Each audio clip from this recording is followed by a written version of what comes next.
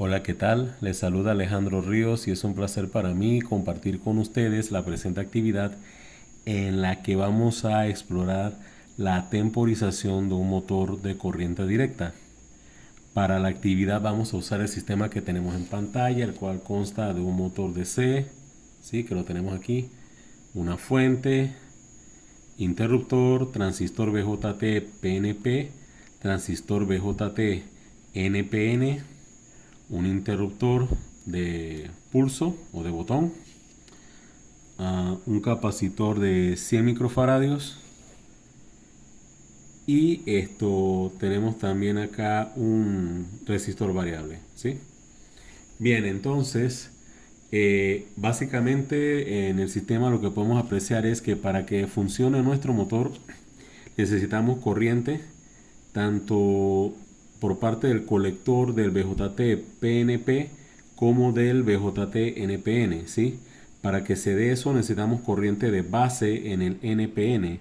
Si tenemos corriente, si tenemos corriente de base en el NPN, se da corriente colector emisor en el BJT NPN y ya tenemos nuestra corriente de emisor del BJT NPN hacia el motor.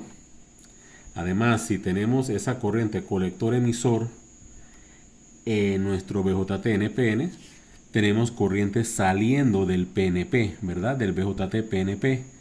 Al tener esa corriente saliendo del BJT PNP, vamos a tener corriente emisor colector en el transistor BJT PNP y también vamos a tener contribución del BJT PNP hacia la corriente del motor.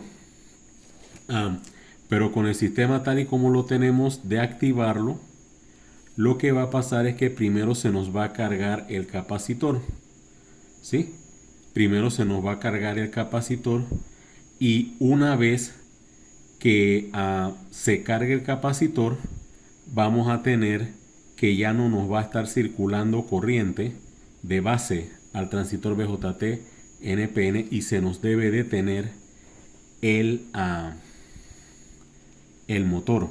Ahora, ¿qué tanto tiempo va a tomar para que ocurra eso? El tiempo va a estar dado en cuanto al tiempo que demore la carga del capacitor, que va a estar determinada por el circuito de carga del capacitor, constituido por el capacitor y nuestro resistor variable. Ahí tengo el elemento deslizante del resistor variable en el punto medio, ¿sí? Vamos a explorar cómo se comporta el sistema cuando el elemento deslizante está en su punto medio o si está corrido todo a la izquierda. Si está corrido todo a la izquierda, tenemos mínima resistencia en el sistema de carga y le podemos dar un poquito más de resistencia colocando el elemento deslizante a la mitad. Entonces vamos a probar primero lo que pasa cuando él está con un poquito de resistencia colocado a la mitad y cuando está con mínima resistencia corrido totalmente a la izquierda. Entonces vamos a activar el sistema. Vemos que arranca el motor. Sí, arrancó el motor. Pero paulatinamente se está deteniendo. Se está deteniendo es porque se ha cargado nuestro capacitor. ¿Sí? Está cargado. Al estar cargado ya no va a llegar corriente de base al BJT-NPN y no va a circular por el mecanismo que expliqué hace un momentito. No va a circular corriente hacia el motor. Entonces, si yo descargo el capacitor presionando el interruptor de botón, ahí lo descargué, se repite el ciclo. Y vemos que el motor primero arranca, pero eventualmente se va deteniendo. Ahora vamos a ver qué pasa si tenemos resistencia mínima en el sistema de carga. Como dije, la resistencia mínima la vamos a obtener moviendo el elemento deslizante totalmente a la izquierda. Descargo el capacitor y veo que le toma muy poquito al motor poder correr. ¿Por qué? Porque como la resistencia mínima, el tiempo de carga del capacitor es mínimo y entonces es muy breve el tiempo del que dispone el motor para circular. Entonces, de esta forma nosotros podemos controlar el tiempo de rotación del motor.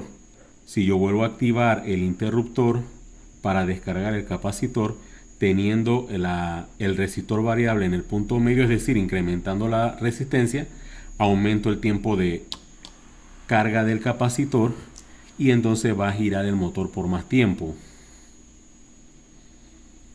Como podemos apreciar, el motor giró por más tiempo. Pero si yo utilizo mínima resistencia, tengo menos tiempo para la carga del capacitor y por lo tanto por menos tiempo me va a me va a estar girando el motor. Una opción que hay también para incrementar el tiempo, además de aumentar la resistencia, es aumentar la capacitancia.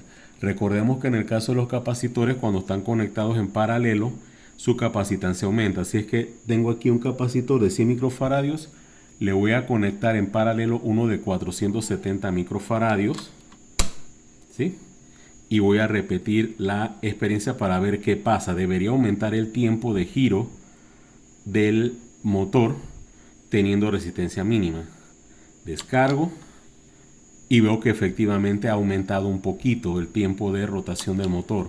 ¿Pero por qué? A pesar de que tengo resistencia mínima, porque aumenté capacitancia. Al aumentar capacitancia, aumento el tiempo de carga del sistema RC, de carga del capacitor, y entonces dispongo de más tiempo para la rotación del motor.